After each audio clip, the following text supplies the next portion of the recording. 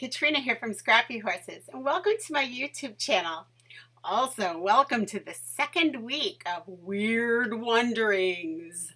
Yes, it's that time of year where we get out our spooky projects, and that's what I'm concentrating on through October.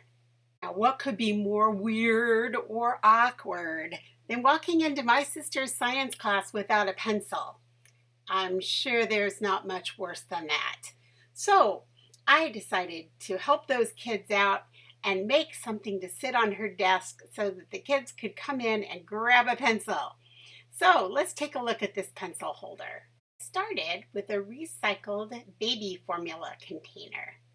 Then I moved into Design Space and put together my design. This fun image is Demento Alone from Dr. Digi's House of Stamps. I started by just pulling in a rectangle measuring 8.75 by 4.87 inches, and I brought in a science themed paper from Polka Doodles. On top of that, I put a red square. Then I brought in a chalkboard square. Again, that chalkboard paper is from Polka Doodles. Then I put the Demento Alone image on top of that. The pencil text is from Cricut. It's called A Frightful Affair Crack. I positioned all the letters on where I wanted them. Then I selected everything and hit flatten.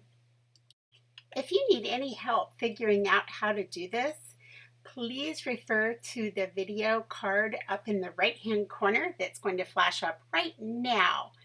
And if you click that, you'll get all the information you need. My next step was to get out my Copic markers and color this fun image.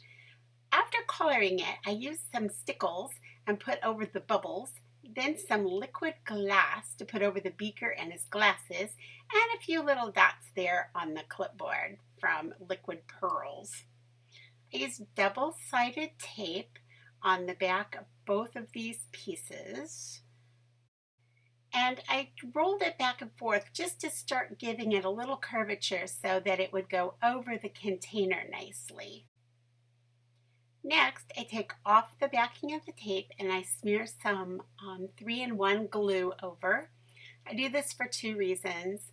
One, it helps it to stick, but before it helps it to stick in the long run, it gives me wiggle room so that I can get this placed on exactly where I want it.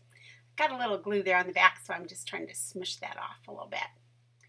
Next, I'm moving on to the front of the container, repeating the same steps, removing the backs of the tapes, and smearing some glue over. Now it's time to adhere this to the front.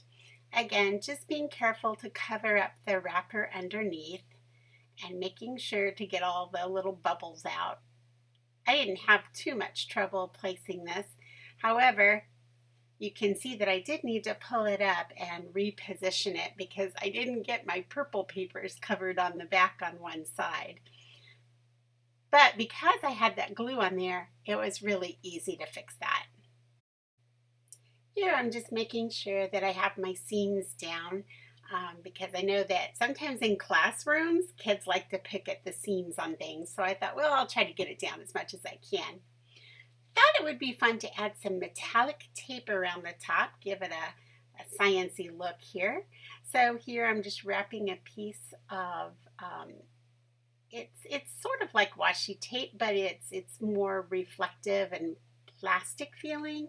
I got it at Close to My Heart years ago, so I'm sure they don't even have it anymore.